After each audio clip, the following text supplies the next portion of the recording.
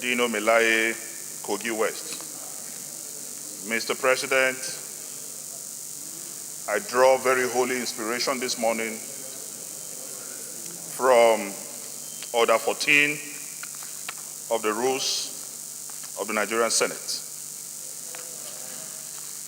Mr. President, if I have your nod, I want to read.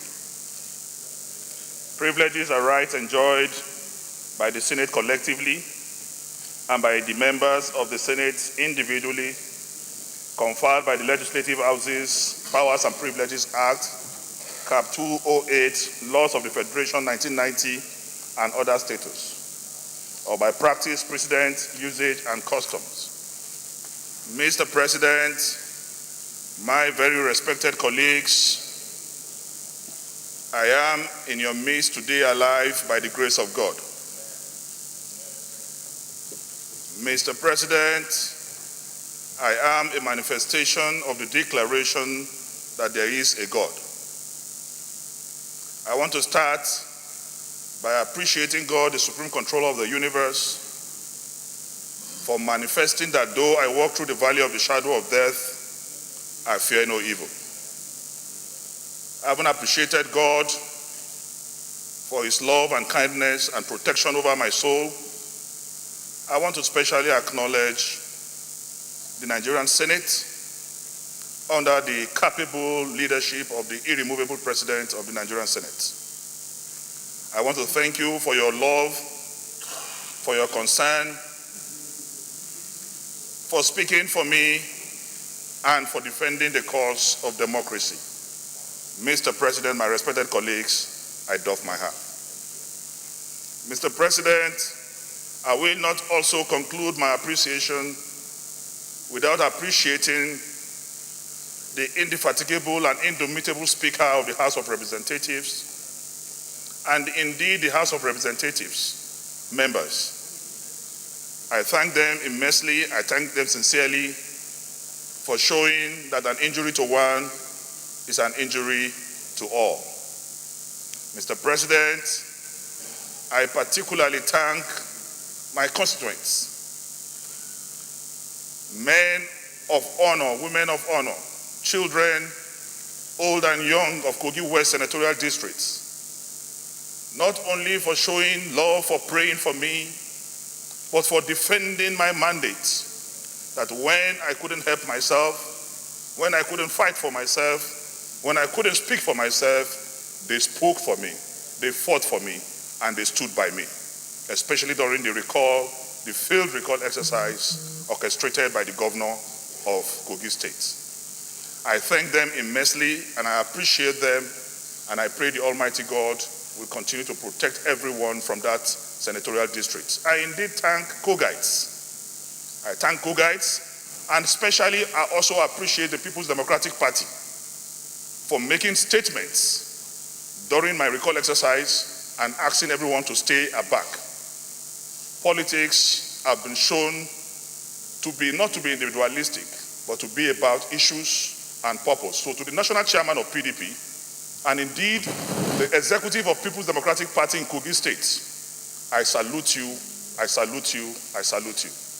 I want to thank Nigerians in general for showing me uncommon love, for showing me that they can stand by the truth at all times. I thank Nigerians, I thank Nigerians, I thank Nigerians, and I cannot stop thanking Nigerians. When I went through the social media, when I saw the kind of support I got from Nigerians, then I am propelled, encouraged to continue to do only those things that will promote the integrity and prosperity of this country. Mr. President, I thank every one of us. I want to say I am alive because God defended me. And I will not take your time, but I want to say that, Mr. President, the Nigerian police attempted to kill me twice. One through the application of a chemical substance, and the second time through injection. They actually came with an injection to inject me, but God intervened, and to him alone be the glory forever and ever. And that is why I quote this part of the Holy Book, that he who sits in the secret place of the Most High shall abide under the shadow of the Almighty. I will say of the Lord, He is my refuge. I thank the Almighty God for being alive. And I want to promise Nigerians that because of the love I have seen, because of the magnitude and intensity of affection that I have seen, I will not derail. I will stand by the truth. No amount of intimidation, harassment, arrest, name-calling, blackmail, planted allegations will detract my attention from championing this cause. The battle to salvage this country from financial scavengers and economic cankerworms, to me, is a battle of no retreat, no surrender. We must salvage this country together. We have no other country to call our own but this country. So I want to say, as I get better, my voice gets better, it will become louder. And I shall not cease to continue to ask questions where necessary. Mr. President, once again, I thank you. I thank you for your show of love, for your show of comradeship. I thank you for everything you have done, Mr. President. And I say in your own life, Mr. President, and that of my colleagues, affliction shall not arise a second time. But I want to conclude by saying that we must not allow these to discourage us or get us disenchanted. We must be boldened to ask questions. The executive cannot cow the legislature. We must be bold at all times and speak truth. Like I've always said, if you speak the truth, you die. If you lie, you die. It's better to speak the truth and die. So I thank you, I thank you, I thank you. I have a special request to you, Mr. President, that because of the trauma I went through, and I'm still going through, Mr. President, I want to seek your indulgence that you will call on the side that I am to look for a comfortable seat for me on this side of the divide, because I am no longer comfortable sitting here. So I want to ask, Mr. President, that you mandate the side that I am for tomorrow to look for a seat for me on this other divide of the chamber. And that before you do that today, through the help of my walking stick, I will take a comfortable seat close to Papa General Senator David Mark, pending when you get me a comfortable seat on this side. I want to thank you very much. I say no retreat, no surrender. Thank you.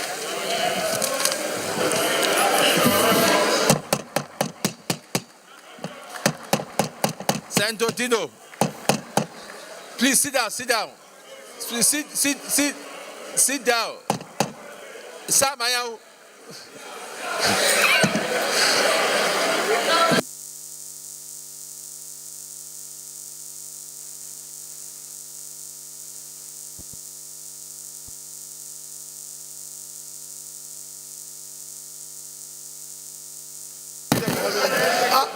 Point of order, Mr. President.